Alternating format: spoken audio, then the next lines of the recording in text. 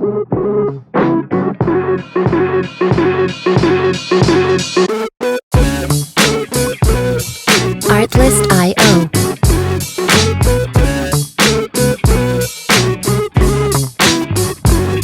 Hello, and welcome to Rainbow Dreamcatcher, The Love Podcast. My name is Nilla, and I am a marriage and family therapist and relationship coach. I travel the world helping individuals to find the skills they need to have healthy relationships. And I'm Big Sexy, her loving husband and co-host, here to provide levity. Not brevity, if you were listening last week. The week before. Yeah. All right, y'all. Thank you for joining us today. I am super excited about what we're going to be doing today. It's something a little different than we normally do. We have had so much love from our wonderful, colorful humans out there who have been sending us stories. They've been sending us questions. And, you know, guys, y'all have given me a lot to research and to look into.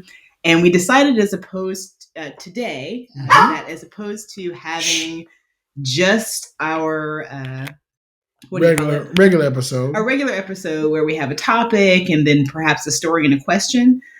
This one is entitled Oops, All Questions. And it's really in response to all you wonderful, colorful humans who have sent us so many questions, so many great questions that we want to make sure we take the time to really dig in. So our first question, if you want to do the honors. Absolutely. So we're going to try to get through as many questions as we can today. But, you know, again, you guys asked some really, really good questions. So we'll get through what we can. And then, you know, maybe we'll do this again sometime. Mm-hmm. But our first question actually comes from a family member. Okay, yay. Shout out to Kendol. Oh, hey, Kendol. Kendol asks, how do you know if you're in love or lust? Super interesting question. Now, I tell you what, Kendol, I appreciate you asking that question. And at first, I kind of thought this is going to be a super easy question to answer. But in the spirit of doing things like way more than is necessary, I did a lot of research actually into what makes up love and what makes up lust. Not just in terms of, you know, how we feel emotionally, which we'll get into in a moment, but also what happens to us physically in each of those states. Oh, interesting. Yeah. Well, I tell you what, I didn't even know how interesting it was until I dove in and there's so much information. Okay. So first, let's talk about just the differences between what we consider romantic or intimate love and lust. Okay. Right. First of all, how would you define lust? I define lust as a difficulty in hiding a boner. Okay. When I'm presented with... that's not what I was thinking you were going to say. That's not what... No? Okay. I define lust as sexual attraction to whoever I'm attracted to, irregardless of how they are as a person.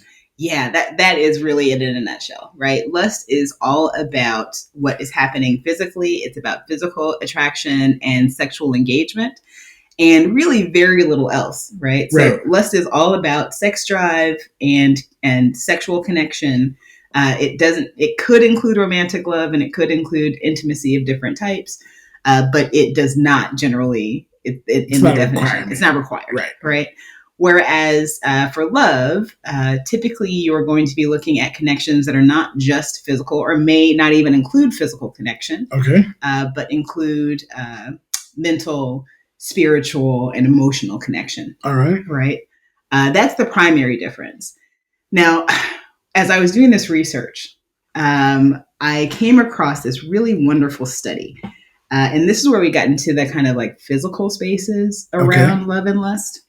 So I found this wonderful study. It's called Why We Love, The Nature and Chemistry of Romantic Love by Helen Fisher and a team from the Albert Einstein College of Medicine and the SUNY Stony Brook College. Ooh, shout out to Helen Fisher. Come on the podcast. Yeah, right. I don't know how old the study is, but what they did was they looked at some MRI scans of what happens when folks are in various different states of what we would call love and lust. Okay. Right? And they came to the idea that we have 3 primary mating drives. Right? Mating drives, right? So, hello, can I buy you a drink? How about your place or mine? And then, do you want me to get you breakfast? No. Okay. All right. No. So what are the 3 then?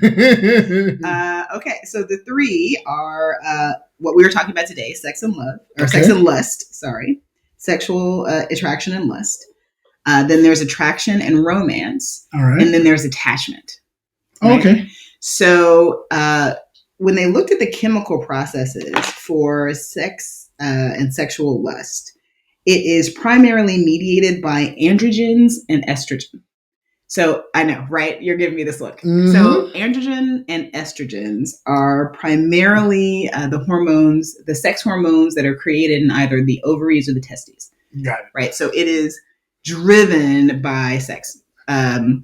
Men, that's going to be primarily involved with testosterone, even though women, of course, also produce testosterone. All human beings produce all of these sex hormones, right, in varying different levels, but primarily created in the ovaries and the testes, which is why it is primarily sexually driven, right?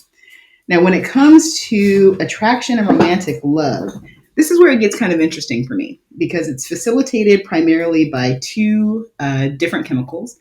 Dopamine, which we all recognize. Dopamine. We all know it as the hug, like the hug chemical. It's the connection chemical, right? It's the feel-good chemical. That would be my superhero name. Your superhero name is dopamine. My superhero powers are hugs. Right, so you're the dopamine king? My superhero name is Dopamine.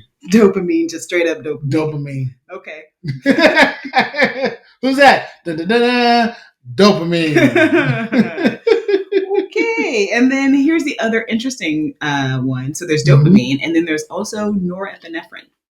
Isn't that a drug? It is a drug. Okay. Now, it's a drug that we produce naturally in our bodies.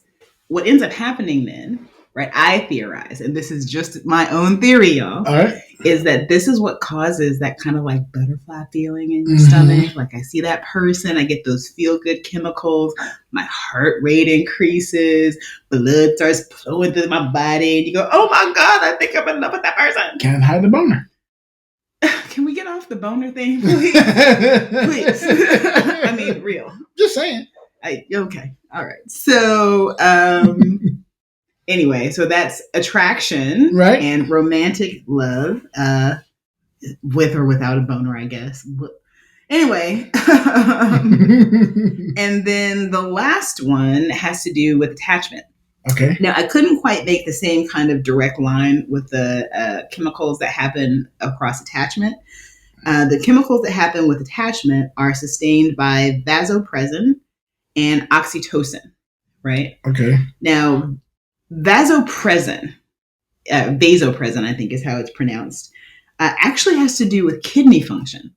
And I couldn't quite figure out the connection. Is that because we end up, when you get together with somebody, you end up on the same pee cycle or something like that? No. Or comparative? God, no. Okay, I'm just guessing here. Are we on the same pee cycle? I think different. That's not actually a thing. I don't think people get on a pee cycle together. That would be incredibly weird for people to get on a pee cycle together. I'm guessing just by the information that I was given and coming up with the most random aspect. Well, let me give you some more information. Okay. Okay. I'll make a more educated guess. Vasopressin is primarily having to do with our kidneys. What it does is it decreases urine production, and it increases the amount of water that is absorbed by the kidneys. Okay. So it actually helps the kidneys to function, as opposed to putting them on a pee schedule. And then the oxytocin, to me, makes a lot more sense. Right. It is released in response to a couple of very specific stimuli: labor, breastfeeding, and sexual activity. Right. They all release oxytocin, which is a bonding chemical. Okay. Right. Also interesting, as I was looking up some information about oxytocin, is that we get low levels of intensity with oxytocin with any kind of skin stimulation. So that means any kind of touch, stroking, warm temperatures. It lowers the level of oxytocin, or does it increase? It increases. Okay. Yeah. So we get low levels of intensity, low intensity oxytocin. So it's not a huge surge of. Oh, got it. It's just like a little bit seeps out. Yeah. We just get a little bit. Just a little bit. Yeah, a little bit. And that happens in interactions between both, so obviously between parents and children, right? Also between adults. Consenting adults. And also between humans and animals. So that when you are, for example, petting our lovely dog, who for whatever reason wanted to make an appearance in our session today, like he does, if you pet him, we both get different levels of oxytocin. Interesting. Yeah, it's one of the reasons why we love snuggling with our pets and why we feel so comforted when we do.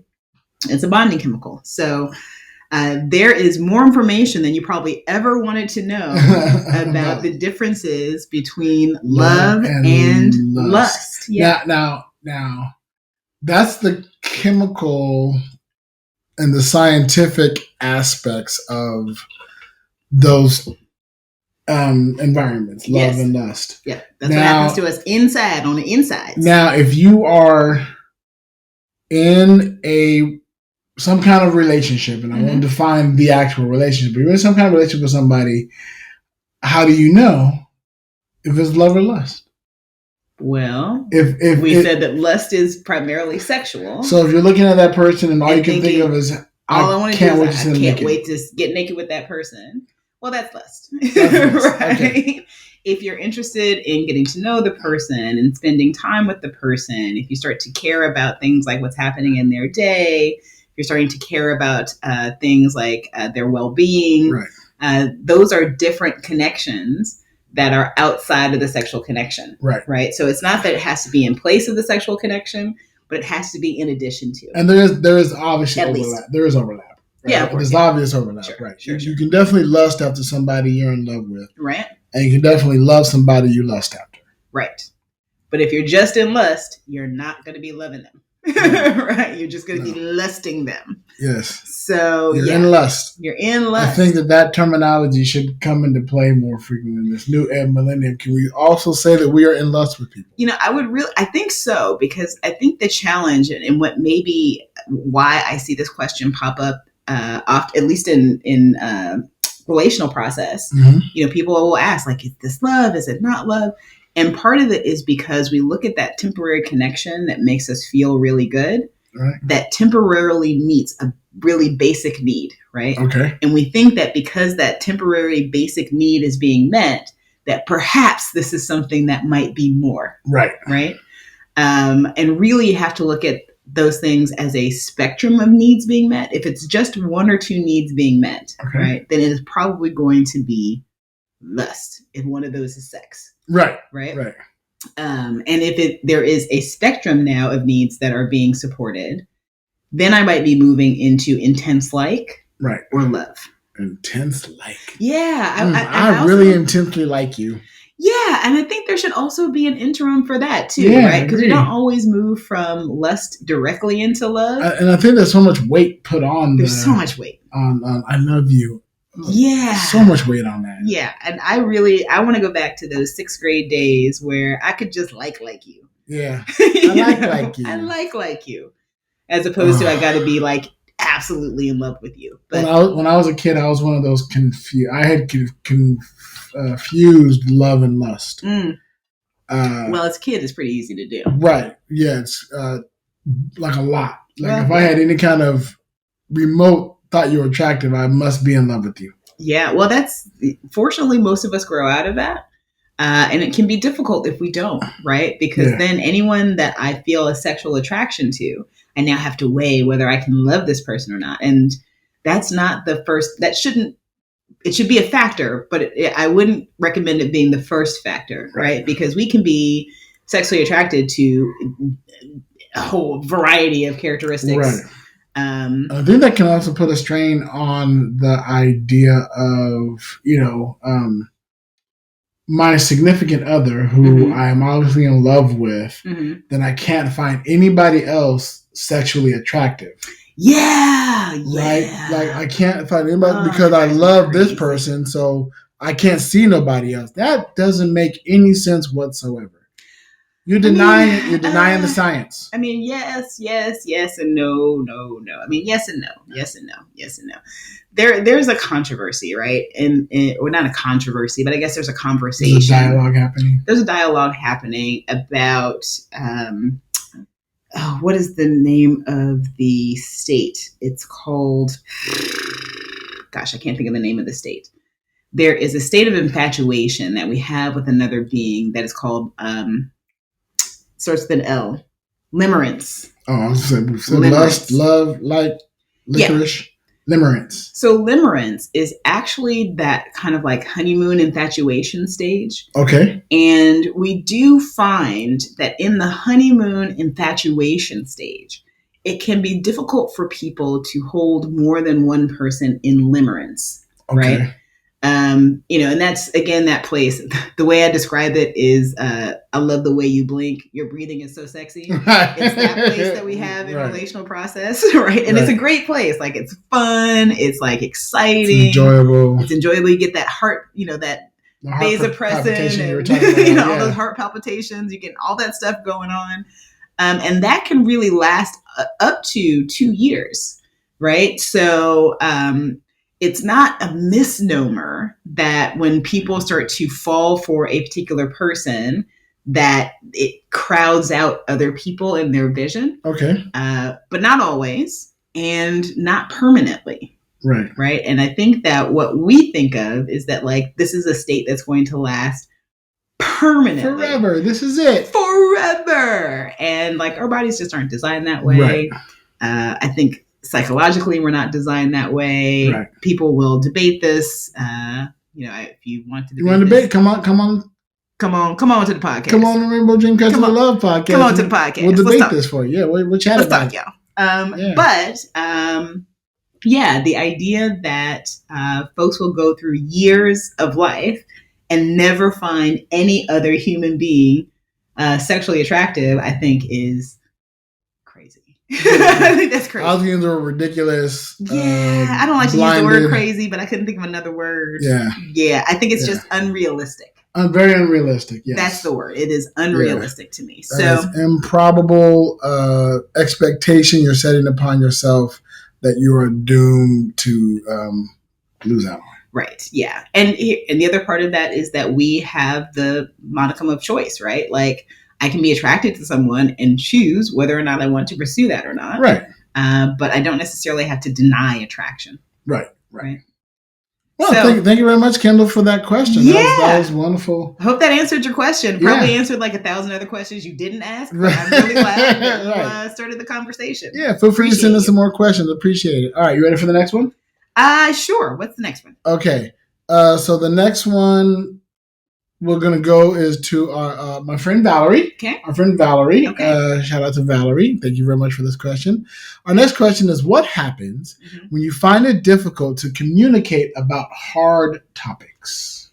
So it's really interesting because I started, when I first heard this question, I went in one direction first. And my first thought to give you an answer, Valerie, and thank you for sending the question, you beautiful, colorful human, was to actually go over the process of having difficult conversations, because, oftentimes we enter conversations without preparation. We kind of think about what we're going to say, but we don't actually prepare either emotionally or rationally about how we're going to engage that conversation. But you didn't say, how do I have a difficult conversation? You said, what happens when I have a difficult conversation? Yeah, or rather, what happens when you find it difficult to have conversations? Right. Yeah. And so for me, that led me to think more about the process of communication. Okay. And this is something that I work with a lot of my folks that I work with privately in both therapy and in coaching, which is, how do we shift our communication so that we don't get lost in the weeds when we're talking about difficult conversations? Right. Right. For this, I really lean very heavily on a particular mode of conversation called nonviolent communication. Mm-hmm. It was created by, gosh, I hope I don't mess up your name, by Martin Steinberg, I think. There's a whole book called Nonviolent Communication if you want to look it up. It has to do with how to have conversations with people when we are not in agreement. Okay. And it was actually developed to help in the civil rights movement to allow folks who had wildly different beliefs to actually sit down and have valuable conversations. I bet that was super difficult. Very difficult, right? So the first thing is to kind of study what happens when we try to have difficult conversations, the way most of us try to have difficult conversations, right? Okay. So let me give you an example that I often run across that people have difficulty with. Partners are hanging out. They're real good. Most things are all good. But every time we hang out, you're on your cell phone. Okay. Right? So I want to address this, not because I'm mad at you or upset with you, but I want to address it because it's something that bothers me. I think, we could do better. I want your attention, whatever that is, right? So what happens for every conversation is that there is a stimulus, right? And the stimulus is like, I don't know, you're on your phone and I don't like that, right? Then I have an intention, and that intention is to change something, right? So here's what we typically do. Okay. So this is the nonviolent communication way. The first thing I do is I tell you what needs to be corrected. Okay. Right? So I say, hey, I'd like to talk to you about something. When we go out, I'd really appreciate it if you just stop being on your cell phone. Okay. Now that seems like perfectly simple engagement, but what it does is it starts the conversation in a place where you are already wrong. Right. Right.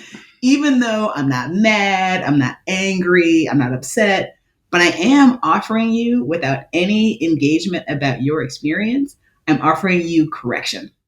Okay. Right? So you already have the message that you're doing something wrong. Right? All right.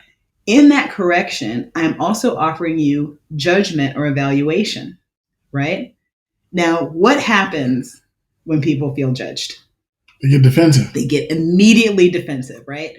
So then, very much so, right? So let's play this out, right? I say, hey, listen, when we go out, I would really appreciate if you just got off your phone. You're on your phone a lot. And your response is? I'm, checking I'm following up with people about what's going on and what's happening. I'm making arrangements. Right. Yeah. And I'm in the middle of this game right now. Right. I'm in the middle of this game right now. Or, right, what a lot of people will do is they will offer evidence, right? No, they'll offer evidence that says, I'm not always on my phone. Right? They'll offer evidence to say, like, hey, well, actually, that's really weird that you brought that up because we hung out all yesterday and I didn't touch my phone at all yesterday. And it'll be perfectly true. Right. Right? Well, when that person then offers evidence because they have now been evaluated and they want to say, hey, no, wait, let me show you that I'm actually meeting the standard, right? Let me show you that I'm meeting your evaluation, right? Then the other person feels like their thoughts are being dismissed. Got it. Right? So I say this thing is happening. You say, listen, let me give you some evidence that this thing is actually not happening or not happening as frequently as you think. Right. Then this other person feels dismissed. That's where we start to get into conflict and we haven't even talked about the problem yet. Right. Right. So then we start offering each other our thoughts about that. One person typically from a defensive position, the other person from a dismissed position. Right. Right. And once we get those thoughts out, we start to come up with strategies. Okay, well, just be off your phone when we go out. Right. Now, maybe that's a strategy that works for you and maybe that it doesn't. But if you're defensive, the answer is probably it's not going to work out for you. Right. Right. Like, well, I have to work and I have to do these kind of things and I try to do whatever. Right. So then we fine. I'll make it a point to point out every single time I'm not on my phone. Right. Yep. And just that way, with just that tone. Have we had this conversation? We have not had this particular conversations, but I can imagine it in my head pretty accurately. And then we move away from what we want, which is to make a request. And now we're into making demands, right? Now I'm demanding that you do a particular thing, right? So and that always works well in loving, happy relationships. Gimme. Yeah. Not so much, right? So the way to kind of move through so that I can actually have the conversation is to first not move and start in a way that puts us on opposite sides, but start in a way that connects us, right? The way I start to do that in the way that connects us is to first figure out what we agree is true, right? So I don't start by telling you what is true, right? Which is that you are on your phone all the freaking time. Get off the phone, right? I put my phone down.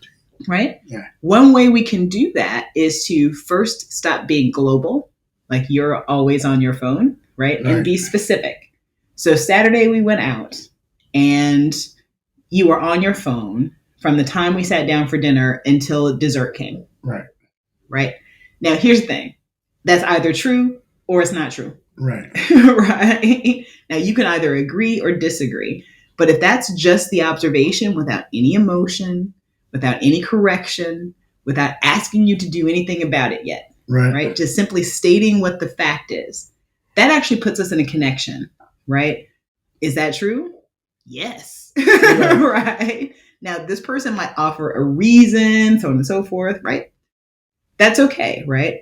Because now I'm just giving you my observation. I'm just telling you what I observed, and we can move forward in agreement. And for me, I look for whatever even if it's a tiny thing. We went out Saturday night. Yes, we agree, right? We're agreeing on that. We're starting in connection. So then I offer you my observation. Only after I offer you my observation do I offer you my feeling about that observation, right? So you were on, I noticed that you were on your phone from the time we sat down until the first course came, right? And I felt ignored. And I felt like I wasn't important to you. Now, that's just me taking ownership, not because you did a particular thing, but taking ownership of my own feelings about that thing. Right? You didn't do this to me. This is just how I felt as a result of about what was happening. About what was happening, right? Then, and here's the key, right? Because typically we know how we feel about something. What we don't often know is what we need, right? And I might, for this example, say, I really needed to feel connected to you. I really needed to feel like I was a priority for you. Right. Now I'm just telling you what's important for me, not because you are wrong, but because I have needs. Right. And you don't have to be wrong for me to have needs. That then lays the groundwork. And you notice as we're talking, colorful humans, you can't see this, but as we're walking through this, my partner is shaking his head up and down. Oh, yes. Oh, right. He's saying yes, up and down, right? Yes.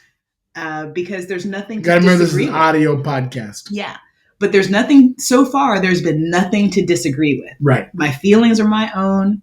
My needs are my own. You don't have to disagree with my feelings and my needs, right? They're mine and they're valid, right? And so far, you haven't even had the thought to invalidate them. Right.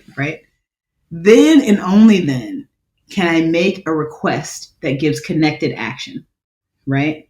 Which is like, okay, so if we go from the beginning, this thing happened on Saturday. I noticed that you were on your phone from this time to this time. Right. I felt, really ignored and not a priority to you.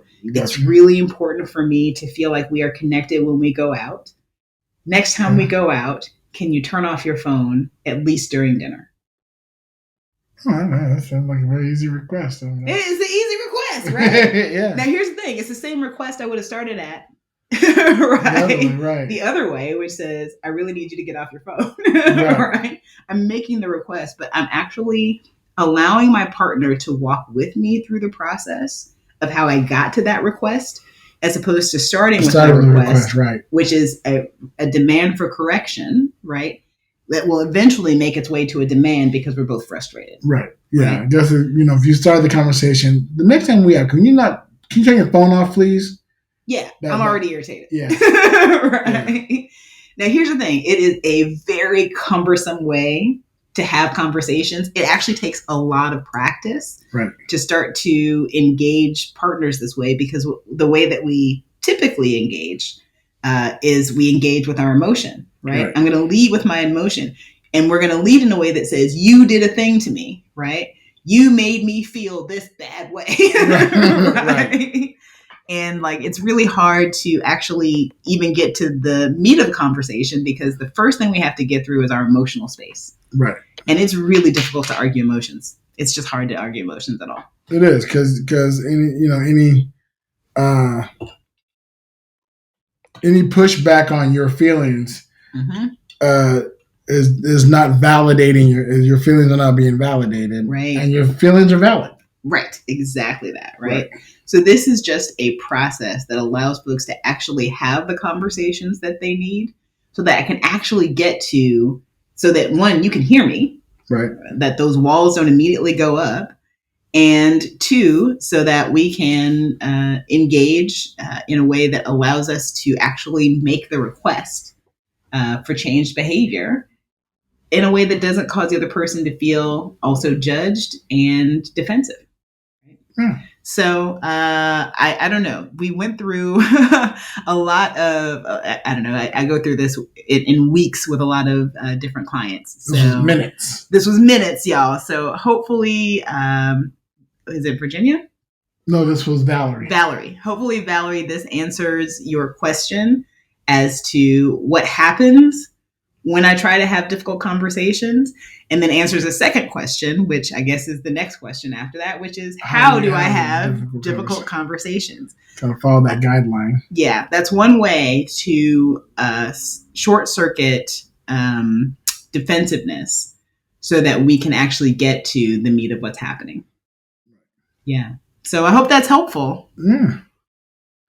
Actually, ready for another one? Yeah, let's do another one. All right. This one comes from our dear friend Raluca. Hello, Raluca. Shout out to France and Romania. Raluca asks, what are some daily practices for expressing our love to the other person, and how do we maintain the bond? Yeah, I love this question. It's something that I think is really important for folks to find out for themselves. But there are some key areas that's really important, I think, for stable partnerships, right? To remain connected. One is a practice that we do every single day. You and I? You and I do this practice every single day. This is the grateful practice? This is the grateful practice. So since I've been talking a lot, how about you share the gratefulness practice? Well, what I love about that, it does cause you to be reflective about the day. And it also has... what is it? Oh, well, right. Okay, so for those who don't know, the grateful... You're not us. You're not us. You're not living in the house with us every day. The grateful practice is right before we go to bed, usually or sometime at night when my alarm goes off. It reminds us to ask each other, what are you grateful for today? It's just that simple. What are you grateful for today? You ask that of your partner. And then listen to hear what the partner says they are grateful for, and acknowledge. And then, come up with your own thing to be grateful for. There's no sharing of gratefulness on the same day. If you're both grateful for one thing, you're going to have to wait till tomorrow to be grateful for that thing. Today, get your own thing. Is that what? That suddenly took a turn into defensiveness, and I don't know why. What happened? No, I'm just saying. No, just be. It's about being grateful. And I love it because it's about being grateful. You look back on the day. If we're because we can harp on what the negative of a day was. Sure. Right. We can. What was hard about today? That would be a nice long litany. But what are you grateful for? Also, kind of ends the day with this sense of lightness and appreciation. Yeah. Of where you are in life. Yeah. The other thing that I think is really important, particularly in terms of, and I guess maybe the overall answer to your question, Raluca, is there are ways of communicating that can really create significant bonds. So the gratefulness practice is one way that I have found that's really, really effective. Another way actually comes from the Gottman Institute, and the Dr. Gottman. There are actually two of them. They are married. I can't remember their first names, but we'll put a link to the Gottmans. But they actually started something that we call that they called the Love Lab sometime in the 1970s. What they would do is they would take partners, they would put them into a simulated like apartment with all kinds of cameras and whatnot on them 24/7. They would study their interactions, and then they would follow those couples across 5 years, right? They would see who stayed together, who was happy, who was unhappy, who had divorced. And then they would go back and compile the data as to the kinds of interactions that they were having while they were in the study. Interesting. That'd be fun. It'd be interesting. It'd be interesting. It'd be interesting to fun. Fun may not be the right word, but it'd definitely be interesting. I don't know if I want to be studied for a couple of weeks at a time, but study me. Yeah, yeah. Somebody study him. But one of the things they discovered is something they call the magic ratio. I have always called it the golden ratio, and that is a ratio of 5-1. And what they find is that. And I'm going to maybe combine this with a couple of things.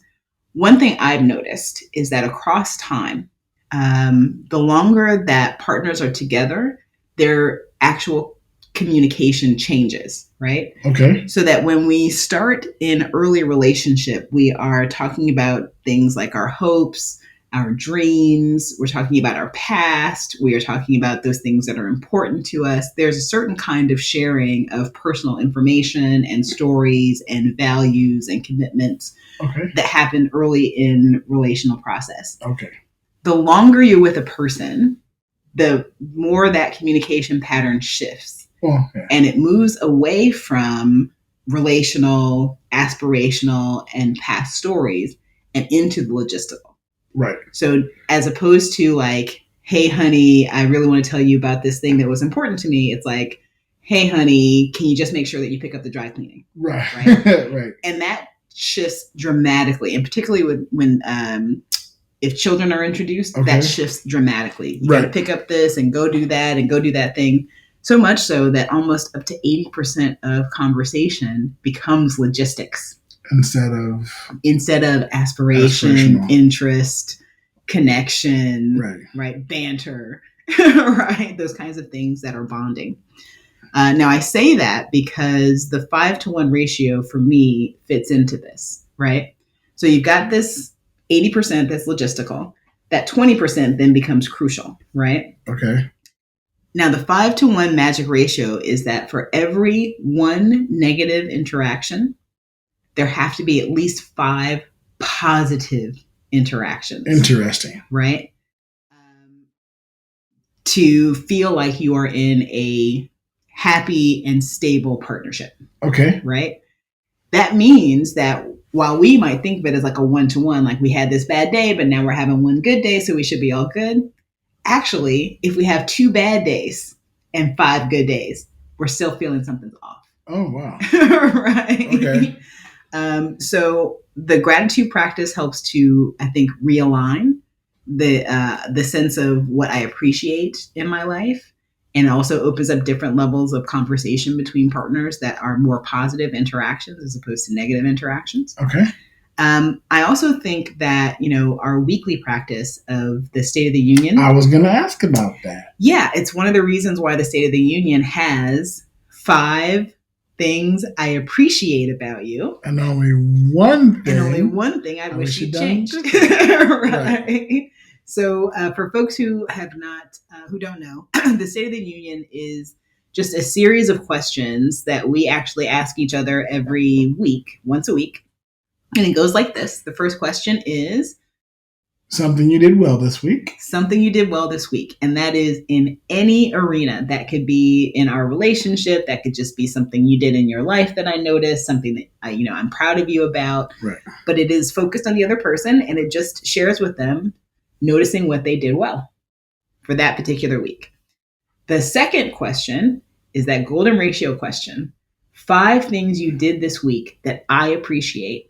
And I ask people to do this with very rich detail, right? It's not enough to just be like, you cook dinner, you watch the kids, you walk the dog. You know? Right. We want to connect it to why it was why it's something that I appreciate, why it was good for me, right? So I was tired that day and my neck hurt and I didn't want to go outside because I was in so much pain, and you walk the dog. And I really appreciate you doing that for me. Yeah. Right. So I got to work on my fives. What you're saying? A lot of times, not very much. I appreciate you cooking delicious steaks. Something like that, right? Right. Then the next question then goes to that one negative interaction, because it is important that we communicate difficult things, right? And as opposed to like what's something negative you did, the structure of the question is actually, what is something I wish you had done differently? Right. Right. It's not that you're wrong, even though you might be wrong. Right. It's that this is something that I would have preferred be different. Go a different way in this week. Right. That's just to alert your partner as to ways that might be more supportive for you. Right. Right. And then the last question, and this is often the hardest. It's not often. This is the hardest question all the time, it seems, at least for me. Well, for a lot of folks, it's the hardest question. Good. I'm in good company then. Yeah, very good company. And the question is, what can I do this week? What can I do for you this week that will help you to feel more love? Right. Right. And it has to be something that is specific. It has to be reasonable. Yes. It has to be actionable, right? If the answer is you could take me to Cancun, well, I mean, that's maybe not the thing that's gonna happen this week, right? Right. You can cook me a delicious steak breakfast, or you can give me a hug when I come in, for the evening, right?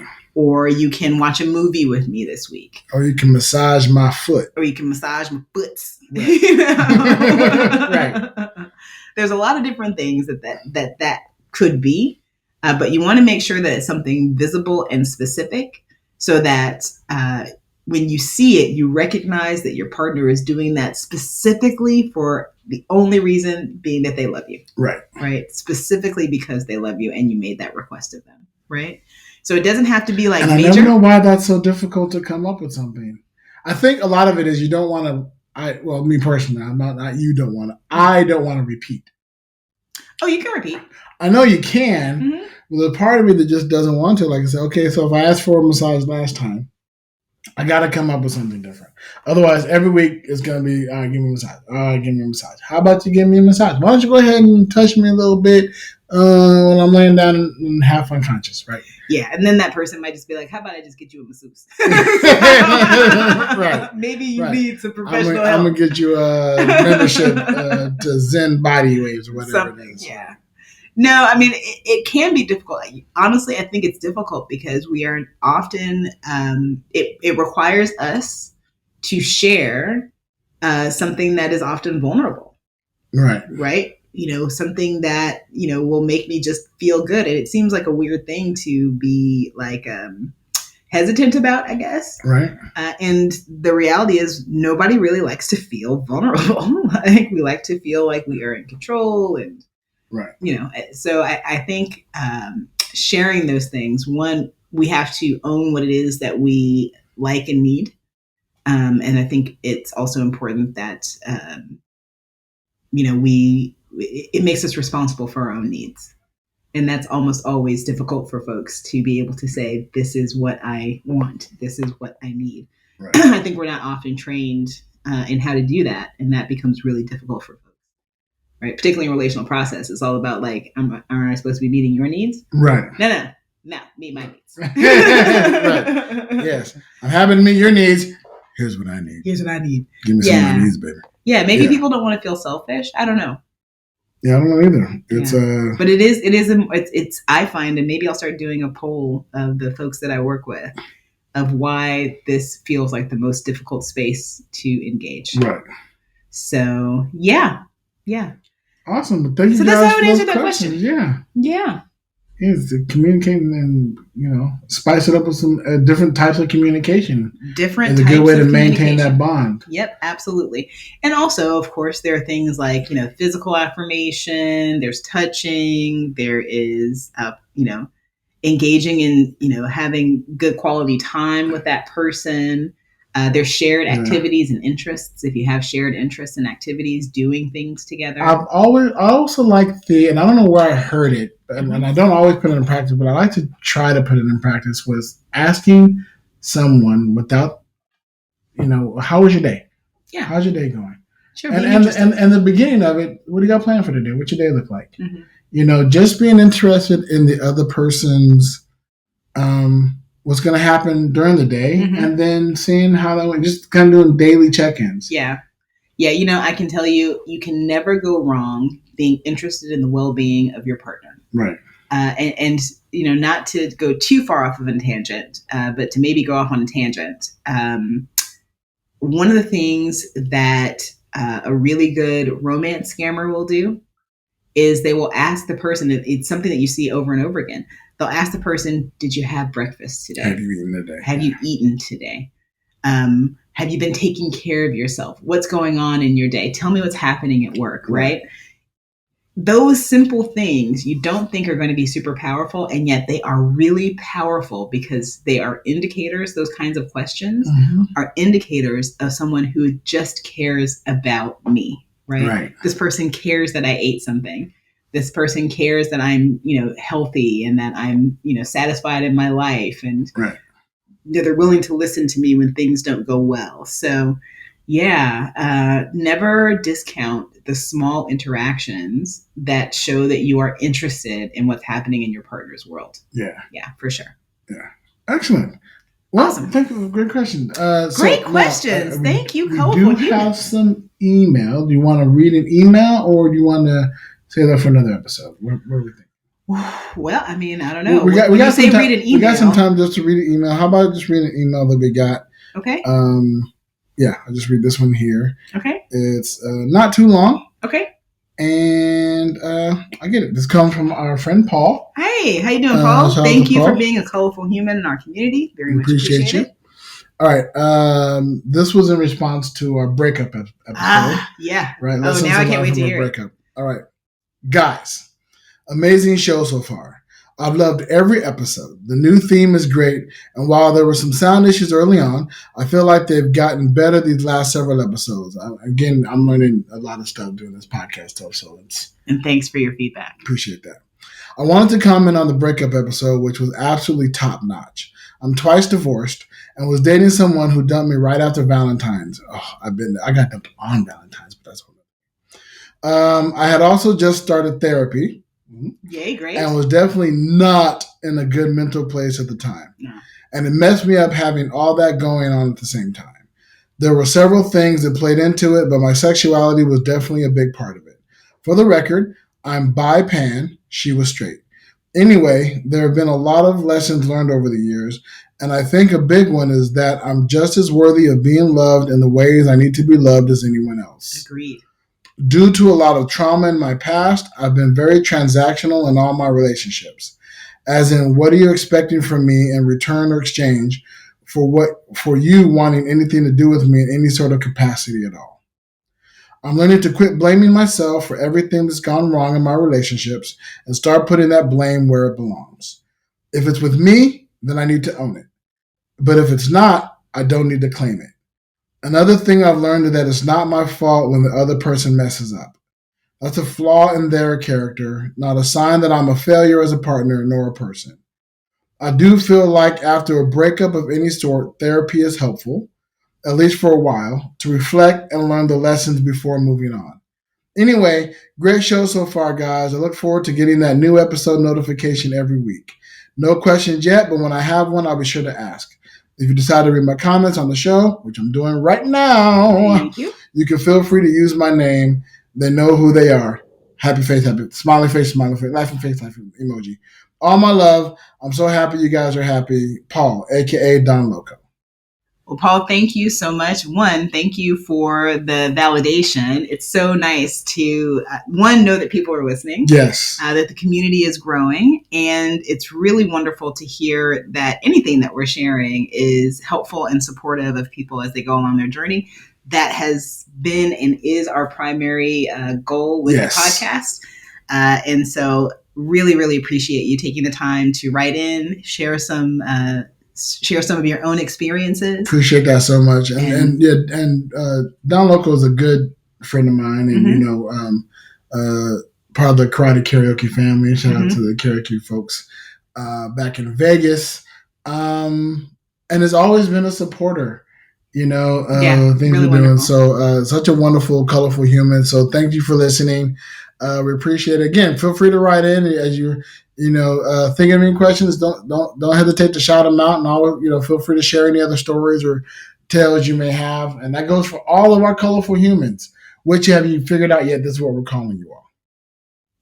You listeners are our colorful humans. So thank you. And like Don Loco, if you have questions, go on ahead and write in. If you have feedback, especially, we are always working to put together the best podcast we possibly can. We are learning as we go along. That's right. And any feedback that you offer to us, one, we accept gratefully and with a lot of thanks. We really appreciate any information that can help us to deliver this in the best way we possibly can. Absolutely. And we really appreciate those folks that take the time to ask really wonderful and thoughtful questions. We only got to 3 today, but so happy we have so many more questions that we are going to be able to get to in the next few weeks. Yeah, and if you have a question that you'd like us to answer here on Rainbow Dreamcatcher, the Love Podcast, you can send it to us via email at rainbowdreamcatchertlp, that's for the Love Podcast, at gmail.com. Mm-hmm. You can hit us up on any of our socials. We're on Instagram at Rainbow Dreamcatcher, the Love Pod. And on Facebook, we have a Facebook group, Rainbow Dreamcatcher, the Love Podcast. Mm-hmm. You can also go to rainbowdreamcatcher.com.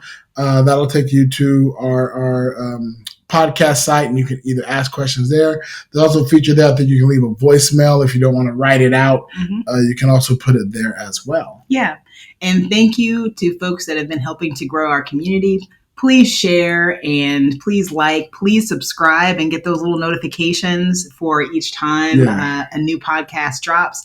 It seems it's a really small thing for you guys to do, but everyone that hits that subscribe button or hits that like button really helps us tremendously. It really does. Helps us put us in the algorithm and get the word out there. And please share with your friends and family about this wonderful podcast about 2 colorful married people talking about love and relationships and human connections and stuff. Yeah. Thank you so much for those folks that are helping to grow the community. And thanks for everyone that shares your wonderful, beautiful selves with us. We appreciate you guys.